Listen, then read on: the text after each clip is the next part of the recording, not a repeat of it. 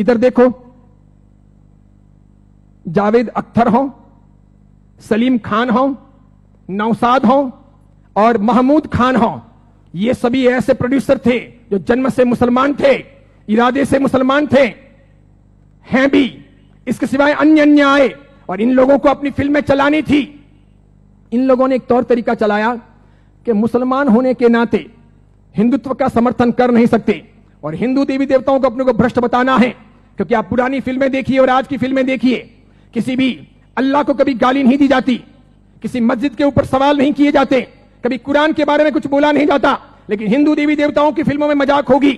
किसी भी हिंदू देवी देवता को मानने वाले पंडे पुजारी को भ्रष्टाचारी, नालायक, रैप करने वाला बताया जाएगा। लेकिन किसी पादरी को, किसी भी मौलवी को रैप करने वाला या भ्रष्ट काम करने वाला नहीं बताया जाएगा। ये सब योजनाएं थी, वो मुसलमान प्रोड्यूसरों ने आगे बढ़ाई। बढ़ाते बढ़ाते उन्होंने वहां बढ़ाई कि उन्होंने देखा कि किसको लाया जाए। तब उन लोगों को साईं बाबा को लाना ठीक लगा कि ये है तो मुसलमान लेकिन हिंदुओं के बीच में खप जाएगा, है मुसलमान हिंदुओं के बीच में बिक भी जाएगा, है मुसलमान हिंदू मुस्लिम के बीच में अपना रास्ता अच्छा सा तय करवा देगा। तो पहली आई 1977 में फिल्म अमर अकबर एंथोनी। ऋषि कपूर ने उसमें इस साईं बाबा के नाम पर एक लाजवाब गीत गाया, हाथों हाथ वो बिका। फिल्म बहुत चली। देखो आप, फिल्म हिट हुई, बाबा भी हिट हो गए। फिल्म हिट हुई, बाबा भी हिट हो गए। मुझे यह बताओ, साईं बाबा का कौन सा धर्म ग्रंथ है? उन्होंने अपनी जिंदगी में, ये चांद मियां ने जो 8 साल तक जेल रहे, पिताजी के लिए जासूसी का काम किया, अंग्रेजों के हाथों बिके, झांसी की रानी लक्ष्मीबाई को मरवाने में जिसकी भूमिका रही, मराठाओं को बदनाम करने के लिए उसने बहुत काम किया, मराठाओं के स्वाभिमान को तोड़ने के लिए उसने बहुत काम किए, बहुत काम किए। क्योंकि मराठा एकदम पक्के कट्टर हिंदुत्ववादी, उन्हें यह मंजूर नहीं था, तो उनके स्वाभिमान को ठेस पहुंचाने के लिए उसने बहुत काम किए। और उस आदमी को रातों रात साईं बाबा बना दिया गया, महिमा मंडित कर दिया गया।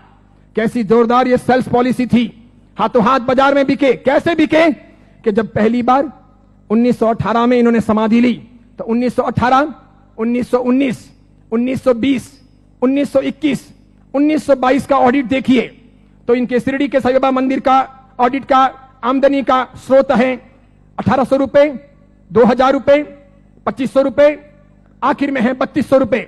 1918 से 1925 के बीच में 3200 रुपए की आमदनी वाले ये बाबा क्या हिट हुए, और पागलों की तरह हिंदुओं ने और जैनों ने कितना उनको हिट किया, कितने वो वहां गए, कितने मत्थे टेके और कितना पैसा बर्बाद किया कि आज शिरडी के साईं बाबा के मंदिर की वार्षिक आमदनी है 371 करोड़, 371 करोड़। वहां मुसलमान जाने वाले 5% भी नहीं, वहां जाने वाले मुसलमान 5% भी नहीं, और जाने वाले हिंदू और जैन 95%, पैसे खर्च करने वाले अधिकांश 95%। मुझे बताइए, हिंदू धर्म के कौन से ग्रंथ में इनके बारे में क्या लिखा है? उपनिषदों में, वेदों में, महाभारत में, रामायण में, उसके बाद के किसी साहित्य में कि कभी शिरडी के साईं बाबा होंगे या हुए हैं, क्या वो फरिश्ते हैं, वो कोई अवतारी हैं, वो कोई हिंदू देवी देवता हैं? बिल्कुल नहीं। लेकिन हिंदू धर्म को भ्रष्ट करने, उनको बहलाने फुसलाने के लिए काम किया गया और ये सफल हो गया, सफल हो गया। हाथों हाथ ये बिक गए। आज तो देखिए, आज हिंदुस्तान के अधिकांश हिंदू मंदिरों में हिंदुओं के देवी देवता छोटे हो गए हैं, साईं बाबा बड़े हो गए हैं। हिंदुओं के देवी देवता साइड में हो गए हैं, साईं बाबा प्रमुख हो गए हैं। हिंदुओं के देवी देवता कम कमाऊ हो गए हैं, साईं बाबा अधिक कमाऊ हो गए हैं। जिसको भी अपनी दुकानदारी चलानी हो और भगवानों के नाम पर, देवी देवताओं के नाम पर पैसा कमाना हो, साईं बाबा की मूर्ति ला दो, आप भी प्रयोग कर सकते हो। दुकान बराबर नहीं चलती हो तो दुकान के बाहर बिठा दो, धनाधन उसका गल्ला अच्छा चलेगा, आपकी दुकान के गल्ले से भी अच्छा। बस ऐसी बात हो गई। चमत्कारों के तौर पर मुझे बताइए कि उन्होंने क्या किया, उनसे क्या हुआ? बताइए कि शिरडी जाने वाले सभी लोग अमीर हुए, सभी की गरीबी दूर हो गई, सब लखपति करोड़पति हुए, अरबपति हुए? क्या सभी के दुख दूर हो गए? जो जो वहां गए और हर साल जाते हैं, क्या वो बीमार नहीं पड़ते? क्या उनके घर में बाल बच्चे बराबर पैदा होते हैं, वे वांझिए नहीं रहते? क्या उनके वहां पर किसी का एक्सीडेंट नहीं होता, दुर्घटना नहीं होती? क्या शिरडी जाते हैं और मानते हैं उनके सब ख्वाब पूरे होते हैं? बताइए मुझे। और दूसरी बात, एक जैन परंपरा में जन्म लेकर, अरिहंत को मानकर, सुदेव सुगुरु सुधर्म के आधार पर चलकर आपको कौन सा दुख हुआ, कौन सी भीख मांगनी पड़ी, कौन सी तकलीफें हुई।